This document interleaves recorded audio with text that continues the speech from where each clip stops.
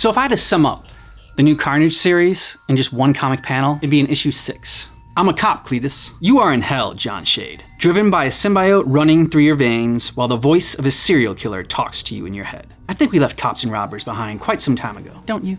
Now, if that has piqued your interest just a little bit, then you need to read the new Carnage series in 2023. Welcome to Why I Collect Comics. My name is Ken, and I'm here to talk to you about, what else but comics. I'm here to talk about the Carnage series, why I started collecting it, why I started reading it, and what I like about it so much. When I got back into comic book collecting in the fall of 2022, I wasn't gonna collect any new comics. I was just gonna finish the collection that I had, finish those runs, and then that was gonna be it. I didn't wanna be a snob. I didn't wanna think that, nothing good is ever gonna come, that the glory days of comics are done, and nothing good is gonna come that's new. I didn't wanna be that guy that thought like that. I wanted to give some new comics a chance. So I picked up the new Amazing Spider-Man in 2022. It's anniversary and 60 years, and so I'm like, yeah, you know what?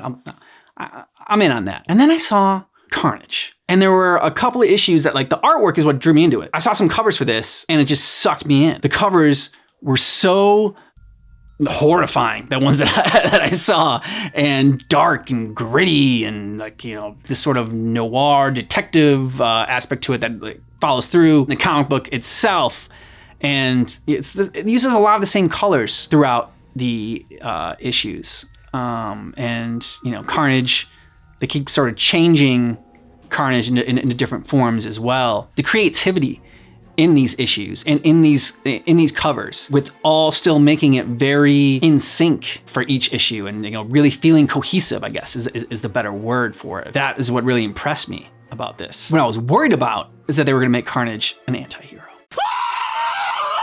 I don't want Carnage to be an anti-hero. I want him to stay a villain. I want to read a series about a villain. That is what I was hoping I would get. That is exactly what I'm getting in the Carnage series. So those fears were abated, and I'm very happy about that. I get why they turn villains into anti-heroes. I get it from a marketing perspective, and you feel like you want someone to cheer for, but it's not novel. I didn't want that fate for Carnage, and I'm glad he avoided that fate as well. So I had to do an elevator pitch for this series. What kind of movies, popular movies would I be a crossover for? So the elevator pitch. I would say that is a mix between Seven and Child's Play. So in Seven, it's got that aspect that I talked to you about, that panel, that one panel that sort of describes it, the cops and robbers aspect of it, the detective part of Seven, chasing a serial killer, and there's these grisly murders, and they're horrific, but they're also artistic in a way, and piecing those together, and how does it all fit in, and what's the meaning behind it all. The Child's Play, which is not really unique to Child's Play,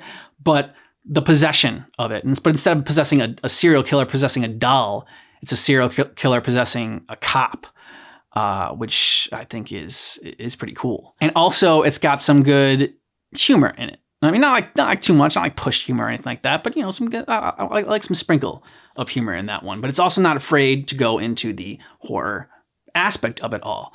And when you think about a horror film, you think about the horror franchises that are legendary, that people love: Nightmare on Elm Street, Halloween, Friday the 13th. Those franchises, you go for the killer. That is who is the hook. So you don't need a hero to drive a story. Freddy Krueger, Jason, Michael Myers. Those are the people we go to the movies to see. That's who we want to see in those films.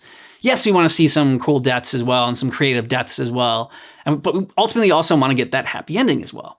So I'm curious how they're gonna, where they're gonna take the story, how they're gonna eventually wrap it up, and how they're gonna continue to drive this story, keeping Carnage as a villain. Keep him a villain, just please. Do not turn him into a hero. I'll be hooked in, and ultimately, I want him to be stopped for whatever his ultimate goal is. That'd be cool, or maybe not. Maybe he doesn't need to be stopped. That's okay too. What also I was really glad about was that the artwork from the covers translated also into the comic throughout, so it wasn't just cool artwork and then maybe not so great panels. Like another series I'll talk about later. But this one, it's stayed consistent throughout. Had that horror vibe throughout, which I really enjoyed, really liked. I'm also really digging the fact that they're bringing in characters that would kind of sort of outside the Carnage universe, outside the Spider-Man universe, I should say. The first few issues, they bring in some familiar faces. If you read the Spider-Man comic books and you're a fan of Spider-Man, they bring in some familiar faces. But then after that, they start going some different places. And I'm really curious to see where else this is going to go. I'm looking forward to those guest appearances. It doesn't feel forced because the guests that appear aren't like on the cover of the comic books. Because like a lot of times, you know, they'll have a special guest appearance or whatever. It'll be on the cover of the comic to try to sell the comic and be like, ooh, I need to collect this comic book because it's got this character in it. And the character's in it for like, you know, one page. You're like, oh, that was a waste. The character wasn't barely even in it. I mean, you know, they just do that to sell the comic book. But the characters that they brought in here that aren't from the Carnage world or the Spider-Man universe feels very organic and, you know, a little bit of a surprise, I should say, that they're coming in. So I'm looking forward to some more pleasant surprises. If I had to pick my favorite issue so far in the Carnage series, I've only read the first 7. I pre-ordered 8, 9, and 10, but I pre-ordered it from the same place, so it's all going to come together. But I'm okay with that. I actually kind of like that because then I can binge through it a little bit, you know, binge through those three issues.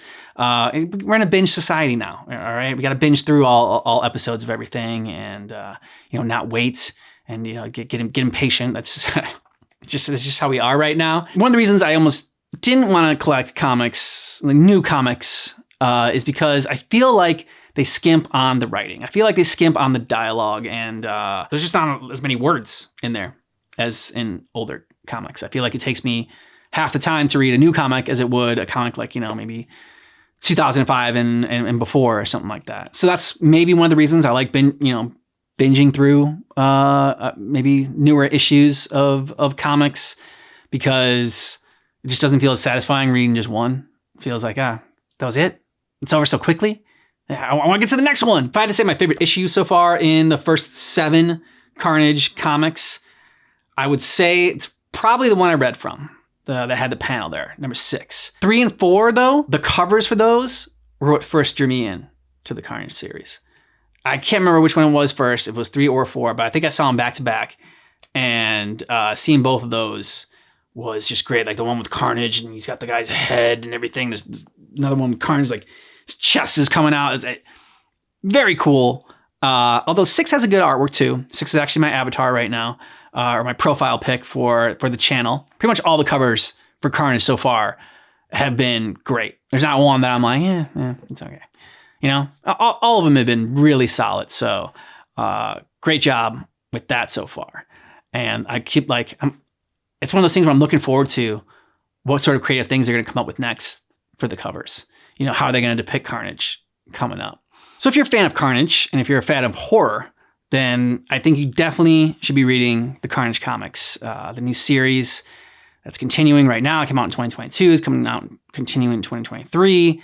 It's not that far into it so far, so you know it won't set you back too much to collect those other comics, or just to get them digital. You get the digital edition. That's fine. Me, I like having, as we said, I like collecting them. I like holding it while I'm reading it. It just, I don't know. It feels like it just can feel the artwork more. It's hard to explain, all right? So I'm doing this channel, trying to explain why it's awesome, trying to explain why I love collecting comics, and you know, also why I love reading comics and the different comics I like reading and why I like reading them. If you are a longtime Carnage fan, and if you have been reading the series, please let me know what you think about this series so far. I would love to know, as someone that maybe has read Carnage throughout, like has read all the Carnage comics, all the series, how does this stack up with the other ones? Because really, I haven't read Carnage since, you know, the 2000s, like, you know, the early 2000s or anything. So I really haven't followed his journey. So there's some things in here that was a little bit of a surprise for me as far as what's going on with Carnage. And I was a little dubious at first. Am I going to like this? But I do like it. So I like where they're taking it. I would like to know where this stacks up as far as other issues go, other Carnage series go. And there's a Carnage series you think I definitely need to check out, and that would maybe even help enhance the new Carnage series that is out. Let me know down below in the comments. Like I need more stuff to collect, but yeah, I'll keep adding to it. I mean, someone had actually suggested a couple other things to collect. The House of M. I knew that was a series I wanted to read, and then I looked into it more. I'm like, oh crap, that's gonna be a series I'm collecting too, isn't it? Yep, that's definitely gonna be one I'm collecting. So as people keep suggesting new things to collect, my list keeps growing and growing and growing, and that list is down below in the description of this video. You can see an Excel spreadsheet, if you're super bored, of all the comic books I'm searching for and hunting for in the different series that I'm collecting. You won't see Carnage on there because I already have all the Carnage comics that I need right now. You know, if you recommend a new series for Carnage, then I'll have to put a new Carnage tab in my Excel spreadsheet and do that and write a new Carnage thing in my notebook because I cross some things off too. If you've seen my intro video for this channel, kind of explaining what this channel is about, you'll know that as well. Getting hooked on a new series, continuing to fall in love with a character and like having that character be reimagined, seeing that character depicted in new artwork. These are just some of the many reasons why I collect comics.